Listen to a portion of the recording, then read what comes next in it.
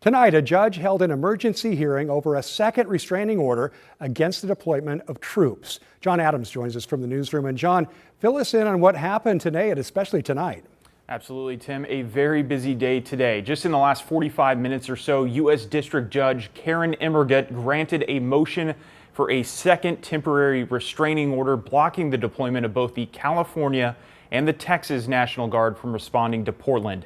This, of course, comes on the heels of a temporary restraining order being granted yesterday, blocking the Oregon National Guard from responding. Now, we know about 100 California National Guard troops have already arrived at Camp Withicum in Happy Valley. Before the judge's latest ruling, we also got this statement from Governor Kotek after the order from the Trump administration, which would send the Texas National Guard to Oregon, saying, "This is a continuation and escalation of the president's dangerous, un-American misuse of states' National Guard members and hard-earned taxpayer dollars." I joined Illinois Governor J.B. Pritzker in his call on Texas Governor Greg Abbott to immediately withdraw any support for this decision and refuse to coordinate. Here is more of what happened before the judge's ruling today. Just hours after a federal judge temporarily blocked Oregon National Guard troops from deploying in Portland, members of the California National Guard were on their way to the Portland area by order of President Trump. 101 troops who were federalized in June landed in Oregon Saturday night. Another 99 were on the way by Sunday. What was unlawful yesterday is unlawful today. What was unlawful with the Oregon National Guard is unlawful with the California National Guard. As the California Guard troops assemble at Camp Withicum, Oregon Attorney General Dan Rayfield says the state has already added California to its suit against the Trump administration, which would block the California Guard from deploying in Portland. The president is trying to out-hustle us in this process, and so we're trying again to get in front of a court. Portland is burning to the ground. It's insurrectionists all over the place. It's Antifa. President Trump spoke about the situation in Portland Sunday morning, doubling down on his claims about the Rose City. The politicians are afraid for their lives. That's the only reason that they say, like, there's nothing happening. And you've seen it. The place is burning down and they pretend like there's nothing happening.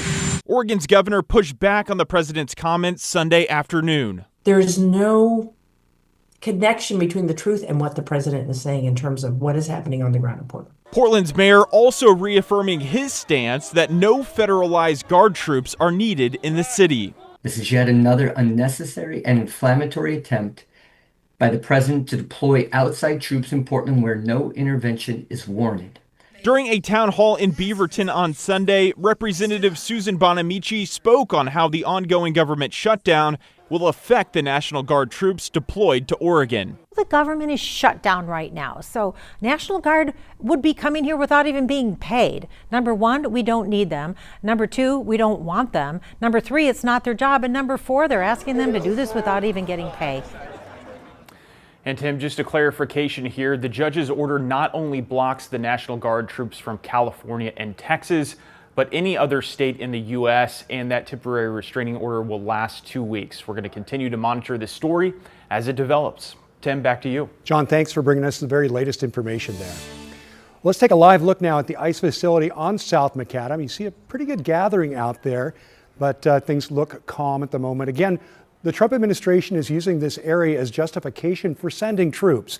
Earlier today, the Portland branch of the FBI said they made 5 felony arrests over the past 24 hours, bringing the total arrests since June up to 147. During the press conference earlier today, Mayor Wilson said they're also planning to file a civil rights lawsuit against federal police, DHS, and ICE for their actions at the facility. Yesterday, federal officers appeared to take a more aggressive approach to the demonstrators, firing pepper balls and sending tear gas into the area. Indiscriminate use of impact munitions to disperse an otherwise peaceful crowd.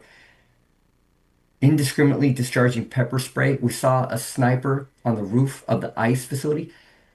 This is not what we typically look at in crowd control or peaceful protests. This is an aggressive approach trying to inflame a situation that has otherwise been peaceful.